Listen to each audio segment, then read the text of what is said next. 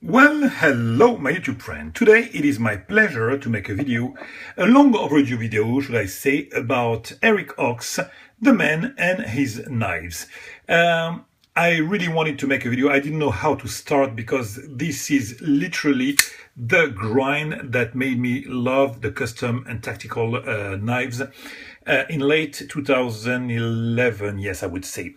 Before that, I was collecting knives from France. You know, I didn't use the social media nor Instagram or YouTube, so I didn't have, being French, a way to reach those custom American knives. And this was a game changer for me because I loved it so much that I tried to approach this world that I'm happy to be part of now, this community.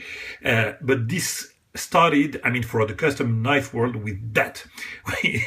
And still, as of today, the Tatsu Tanto is for me my best grind ever. And for those of you who know me, you know that I'm mostly, I would say, I hate to say all about grind, but you know, of course, I love the mechanism of a folder, or if not, I would have been collector of fixed.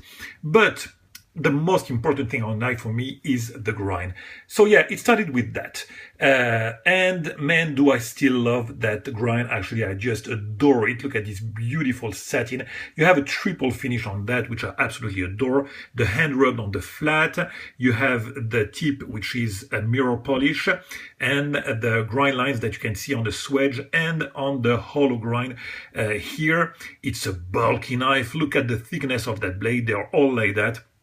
4-inch blade, thick as a brick, wide also, a Tanto, which is my favorite blade shape. Oh man, just adore this knife. So yeah, it started with that. Then after that, I waited for ages to get a knife from him.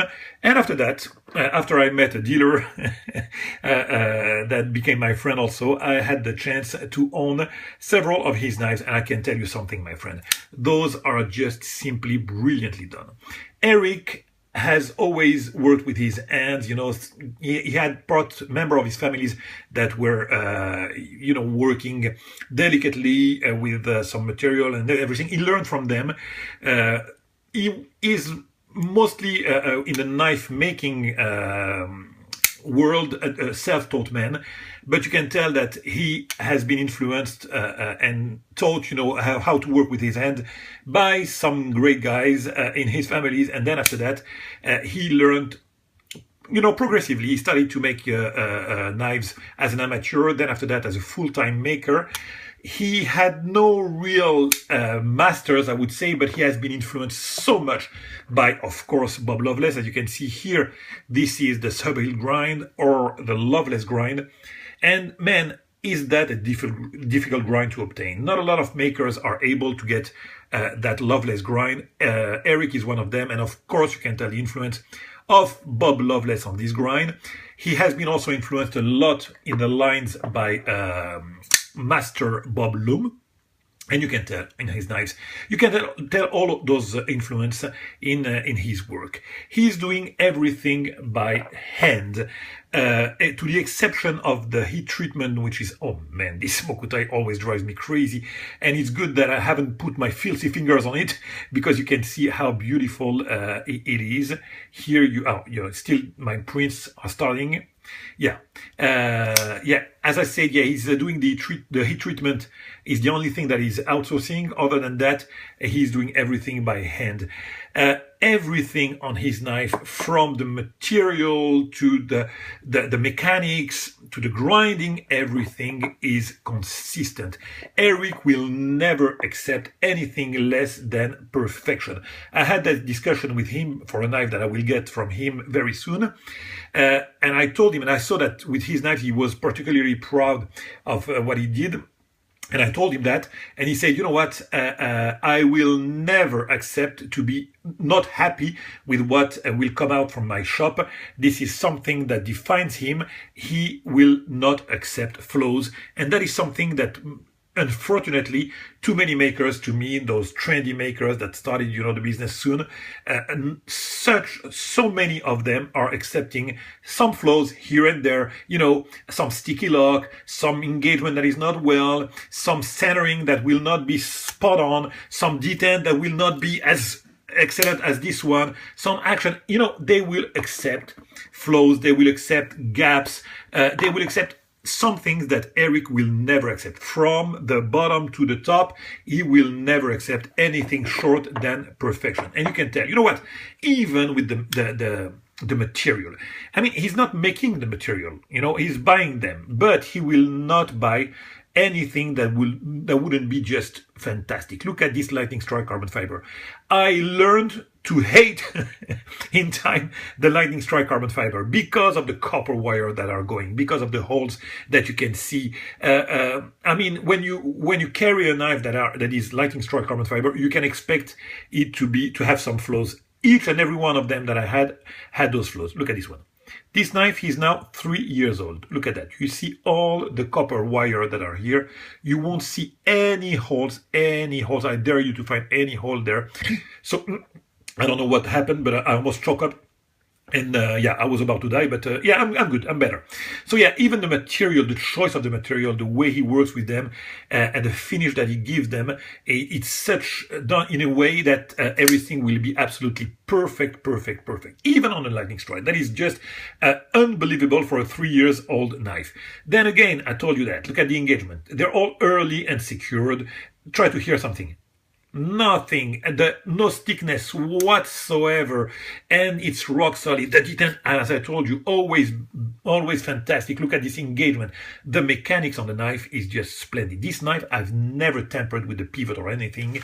It works like magic, and for a 3 years old knife. And I used to own his 13th folder ever made. It was a Tatsu Tanto also, and I'm telling you, that was one of the earliest one ever made, the 13th folder, of course, and the mechanics were fantastic. Just the detent, because it was a humongous blade, and it was a thumb stud, so the detent was not as excellent as the latest, but that's it. Other than that, everything was perfectly done. Still, and it was only the 13th folder he ever made. Now look at the material that it chooses also, as I told you. This is black Damascus mixed with the hammered zirconium. The color of the zirconium, look at that. That's out of this planet. The green, the reds. Look at the black Damascus here, the clip, the gap. Even if it's texture, you can feel, of course, the difference between the material here, but there is no gap between there. Look at the junction that you have between the liners and the scale. Seamless everywhere. It's just absolute precision. And it's a trademark for him. I can tell you, it's a trademark. Look at the grind. You won't see the ball detent appearing. There is not a single. I'm yet to find a flaw on one of his knives. It never happened. Literally never happened. I'm so happy with those knives, and I strongly suggest, of course, that you try to get an Ochs. Actually, you know what? Of course, you will pay premium for that. But if a knife deserves to be paid premium, those will be the Ochs knife, of course. I dare you to find a knife that will be better than that. Of course, you will be able to find something that will be as good, but not better. That is for sure. So he's making his own design. So this is the Oni Tanto, which is something resembling to the Tatsu, but the difference is a slight difference on the grind, and also the fact that this is a 3.5-inch blade, where the Tatsu are 4-inch and over, but basically it's a 4-inch blade. So great grinding, great mechanics, great tolerance. Look at that. The thickness of this blade is incredible, and look at the tolerance between the handles. And he's doing this knife a full mokutai, just absolute perfection. Love that. The edge are scary sharp. He's doing a fantastic work on the edge geometry.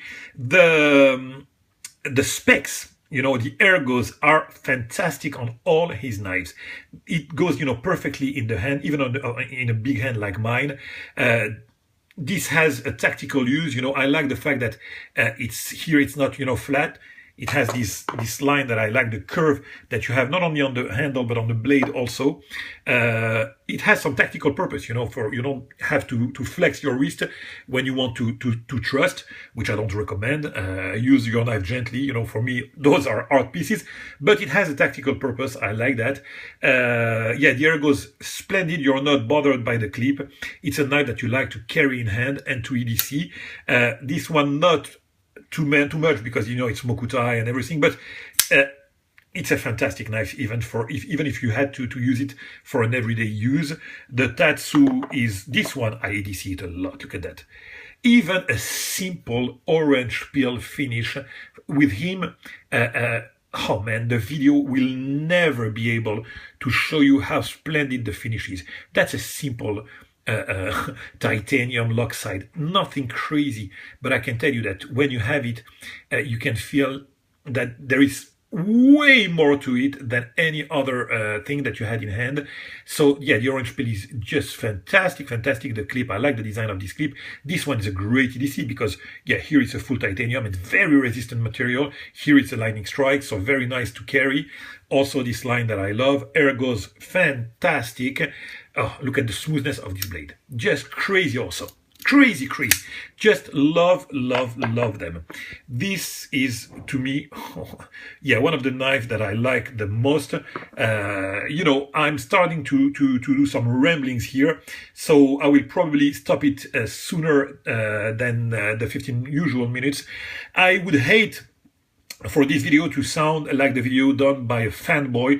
I am absolutely not. I started to love the knives even without knowing the maker. Now that I know him, I love those knives even more. But I'm telling you, I told you that was the first knife I've ever loved.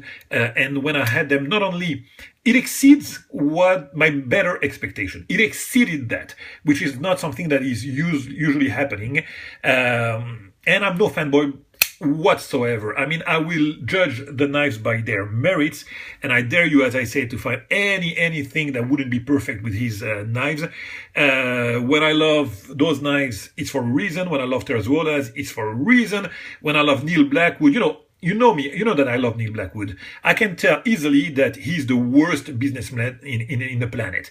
It's not heavenly to deal with him. That much I can tell, but his knives are above also perfection. Nothing to say about his knives. So yeah, I'm no fanboy. I judge the knife by their merits.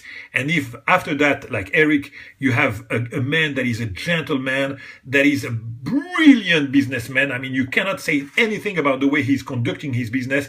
It's over and beyond fantastic. So you see, a guy like that, any time of the day, anyone would like to deal with a man like Eric because of the quality, because of the man he is, because of the businessman he is. Everything is just splendid, and I wanted to pay a kind of tribute for all this excellency, for all his genius, and I hope that I conveyed that in a way that doesn't sound natural, because that's what it is. You know that I have absolutely no goal or agenda here other than I paid all these knives from dealer. I pay premium each time I have a knife from him. The shoot that I will get, I will pay premium for that. I pay all time the same price. I take no advantage of him, and I expect nothing more than having the pleasure to own his knives. And again, for that, I thank him for being in the market, for doing such a great knife, and for being the brilliant maker and businessman that he is. And on that, my friend, I will catch you very soon for another video. It was a pleasure to do this one. I hope that it will entertain you and it will bring you the envy to approach Eric and his knives. Bye bye, my friend, and catch you very soon for another video.